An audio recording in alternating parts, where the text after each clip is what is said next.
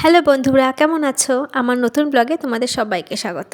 কোথাও ঘুরতে গেলে সবার প্রথমে মাথায় এটাই আসে যে থাকবো কোথায় আর খাবো কি। সেরকমই সোমনাথ যাওয়ার সময় আমরা এ কথাটাই ভাবছিলাম।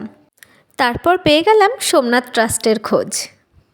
সোমনাথ ট্রাস্টের মহেশ্বরী ভবনেই আমরা ছিলাম 2 দিন। রুম আমরা অনলাইন বুকিং করেছিলাম। পার ডে রুম আমাদের থেকে ভাড়া নিয়েছিল 1300 টাকা। 2 দিন ঘোরার পরে যখন আমরা রুম ছাড়বো তখন আমাদেরকে রিসেপশন থেকে ডেকে আমাদের হাতে ধরিয়ে দেওয়া হলো 700 টাকা। আমরা তো অবাক, কেন দিচ্ছে জিজ্ঞাসা করতেই হোটেল থেকে বলল এটা সিকিউরিটি ডিপোজিট, যেটা আমরা প্রত্যেকেই ফেরত দিয়ে দিই। তার মানেটা হলো মাত্র 950 টাকা এসি রুম। ভাবা যায়?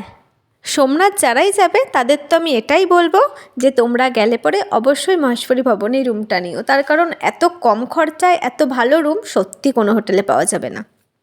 রুমটা যথেষ্টই বড়। রুম ট্যুরটাও হয়ে যাক।